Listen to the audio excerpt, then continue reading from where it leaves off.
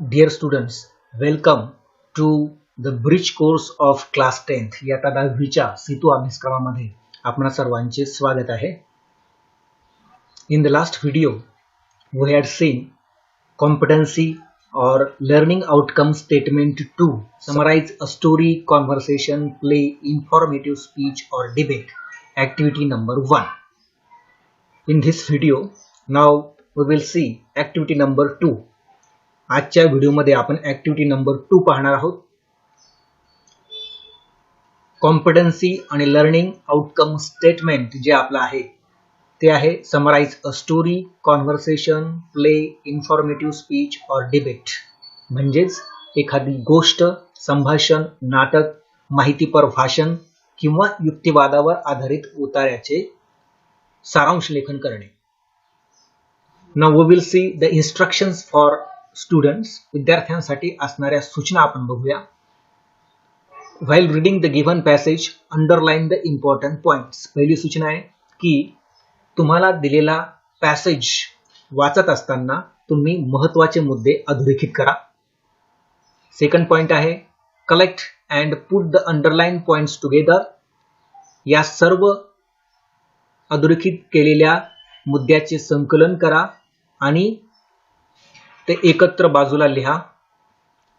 Next, use proper words, phrases, idioms to join those sentences together. आणि मग हे बाजूला काढलेले जे काही मुद्दे किंवा वाक्य असतील ते जोडण्यासाठी योग्य शब्दांचा, फ्रेजेसचा किंवा इडियम्सचा वापर करा. नेक्स्ट, अवॉइड अननेसेसरी पार्ट और पॉइंट्स. अनावश्यक मुद्दे किंवा अनावश्यक भाग उतार्यातून वगळा किंवा टाळा. Next, put all the points in logical order. तुम्ही जे काही मुद्दे अधोरेखित केले आहेत त्या मुद्द्यांचा सुसंगत क्रम लावा. Next, think about suitable title. आणि आपण जो काही उतारा वाचला आहे ज्याचा तुम्ही सारांश तयार केला आहे त्याला योग्य असे शीर्षक द्या. आता इथे लर्निंग ऍक्टिव्हिटीमध्ये तुम्हाला एक इन्फॉर्मेटिव्ह पॅसेज देण्यात आला आहे. त्याची तुम्हाला समरी तयार करायची आणि त्याला योग्य असं शीर्षक द्यायचे. Read the given informative passage and summarise it. Give suitable title to it. I just read that informative passage. मी फक्त या ठिकाणी दिलेल्या या माहितीपर उतार्याचे वाचन करतो. Formal education. Formal education is basically a practice of learning where a human learns basic academic or some trade skills for his living. Formal education or formal learning initiates at the basic level. Further, it continues till the college or university level where people study bachelor and master courses. It comes under a certain combination of rules and regulations, and it may provide a formal degree after the completion of the course. It is provided by the teachers that are highly qualified and educated and are under strict discipline as well. Informal education. Informal education is the type of education where people are not studying in a specific school or a college. They do not use any specific learning method or technique. When a father teaches his son how to ride a bicycle or a mother teaches her daughter how to cook food, then these learnings fall under the category of informal education. A person can get informal education by reading some books from any library or any educational website on the internet. However, unlike the formal education, informal education has no particular syllabus or any specific time period for learning. आत्ताच हा जो काही उतारा आपण वाचला आहे त्याचा सारांश तुम्ही तुमच्या वहीमध्ये लिहा. Now we will see the solved activity. या ठिकाणी सोडून दिलेला जो काही प्रश्न आहे तो आपण पाहणार आहोत. There is one more informative passage. या ठिकाणी आणखी एक माहिती देणारा उतारा देण्यात आला आहे. I read that passage. मी त्या उतार्याचे वाचन करतो. Education is not an end but a means to an end. In other words, we do not educate children only for the purpose of educating them. The purpose is to make them fit for life. As soon as we realize this fact, we will understand that it is important to choose a system of education which will really prepare children for life. In many modern countries, it has for some time been fashionable to think that by free education for all, whether rich or poor, clever or stupid, one can solve all the problems of society and build a perfect nation. But we can already see that free education for all is not enough, because we can find in such countries a large number of people with university degrees than there are jobs for them to fill. But we have only to think for a moment to understand that the work of completely uneducated farmer is far more important than that of a professor. We can live without education, but we die if we have no food. If no one cleaned our streets and took the rubbish away, we would get terrible diseases. In fact, when we say that all of us must be educated, we mean that all of us must educated in such a way that first, each of us can do whatever job is suited to his brain and ability, and secondly, that we can realize that all jobs are necessary for society, and it is very bad to be ashamed of one's work and to scorn someone else's. Only such type of education can be called valuable to society.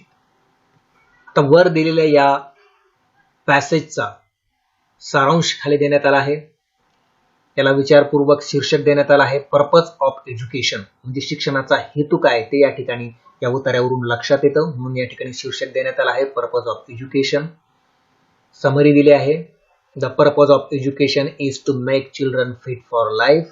Some modern countries think that free education will solve all the problems. Rather, free education has created unemployment among the educated and false sense of dignity. They considered it below dignity to do a low work, but manual work is necessary. If food is not produced and streets are not cleaned, we cannot live. We can dispense with intellectual work but not with manual work. So, education should teach work according to their capacity and ability, and it is not good to be ashamed of any work, because all jobs are necessary for society.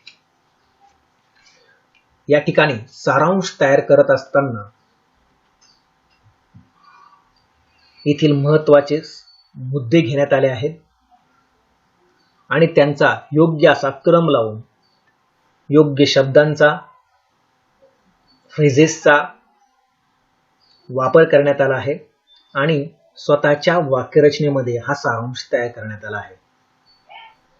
अनावश्यक मुद्दे किंवा अनावश्यक भाग या ठिकाणी काढून टाकण्यात आला आहे आणि त्यास योग्य असं शीर्षक देण्यात आलं आहे. याच पद्धतीने तुम्ही यापूर्वी दिलेल्या उतार्याचा सारांश तयार करा आणि आपल्या वहीमध्ये लिहा. प्रॅक्टिस म्हणजे सरावासाठी here teacher should provide such passages from newspaper, story books etcetera. म्हणजे येथे शिक्षक तुम्हाला वर्तमानपत्र किंवा गोष्टींच्या पुस्तकातील पॅसेजेस म्हणजे उतारे तुम्हाला शिक्षकांनी द्यावेत असे या ठिकाणी म्हटलं आहे. पण तुम्ही स्वतः देखील इंग्रजी वर्तमानपत्रातील काही उतारे किंवा गोष्टींच्या पुस्तकातील काही उतारे सरावासाठी निवडू शकता आणि त्याची समरी लिहू शकता. You can write a short paragraph on any poem or lesson. किंवा मागील इयत्तेमध्ये तुम्ही शिकलेली एखादी कविता किंवा पाठ त्याचा सारांश तुम्ही एका छोट्या परिच्छेदाच्या स्वरूपामध्ये लिहू शकता. तो तुम्ही लिहावा असं अपेक्षित आहे, म्हणून वहीमध्ये तुम्ही कोणत्याही एका पाठाचे किंवा कवितेचा सारांश तयार करून लिहा. एक्सटेन्शन ऍक्टिव्हिटी, पॅरलल ऍक्टिव्हिटी आणि रीइन्फोर्समेंट जे समांतर उपक्रम या ठिकाणी काय करायचं आहे तर You can make your own small paragraph on any subject. खाली जे काही या ठिकाणी 3 सब्जेक्ट्स दिले आहेत, विषय दिलेले आहेत, त्यापैकी कोणत्याही एका विषयावरती तुम्ही तुमचा स्वतःचा छोटा परिच्छेद सारांश रूपाने लिहू शकता. पहिला सब्जेक्ट दिला आहे write any event or accident in short that you know. म्हणजेच तुम्हाला माहित असलेला एखादा प्रसंग, एखादी घटना, अपघात, त्याचं वर्णन तुम्ही एका छोट्या परिच्छेदाच्या स्वरूपामध्ये सारांश रूपाने लिहा. किंवा write about a movie or film in short that you have seen. तुम्ही पाहिलेला एखादा चित्रपट, त्याचा सारांश तुम्ही परिच्छेदाच्या स्वरूपामध्ये लिहा. किंवा right a short passage on the event celebrated in your school. शाळेमध्ये साजरा केलेला एखादा दिवस, मग तो रक्षाबंधन असेल, शिक्षक दिन असेल, किंवा बालदिन असेल, किंवा इतर कोणताही एखादा दिवस जो आपल्या शाळेमध्ये साजरा केला जातो, अशा एका दिवसाचे वर्णन तुम्ही आपल्या एका परिच्छेदाच्या सारांश लेखनामध्ये लिहा. Evaluation. Do you understand the meaning of summary. Summary म्हणजे काय हे तुमच्या लक्षात आलंय का? What is meant by theme mean subject. Subject म्हणजे काय हे तुमच्या लक्षात आलंय का? Is title necessary to summary. Summary म्हणजे सारांश तयार करत असताना शीर्षक महत्वाचे, आवश्यक आहे का? हे प्रश्न तुम्ही स्वतःला विचारा. जर याची उत्तरं तुम्हाला मिळाली असतील तर नक्कीच समरी म्हणजे काय हे तुम्हाला समजलं असं म्हणावं लागेल. या ठिकाणी दीक्षा व्हिडिओ आणि ई कंटेंट QR कोड मध्ये तुम्हाला दीक्षा व्हिडिओची लिंक देण्यात आली आहे. हा व्हिडिओ देखील तुम्ही अवश्य पहा. हे सर्व केल्यानंतर आपण काय शिकणार आहात तर you will learn the process of summary. म्हणजे सारांश तयार करण्याची प्रक्रिया तुम्ही शिकणार आहात. You will learn to understand important points. महत्वाचे मुद्दे कसे समजून घ्यावेत हे तुम्हाला समजणार आहे. You will also learn to tell the things in short. म्हणजेच एखाद्या गोष्टीचा, प्रसंगाचं, कशाचंही वर्णन तुम्ही थोडक्यात करू शकाल अशी समज तुम्हाला निर्माण होणार आहे किंवा तुम्हाला ते समजणार आहे. Thank you for watching this video.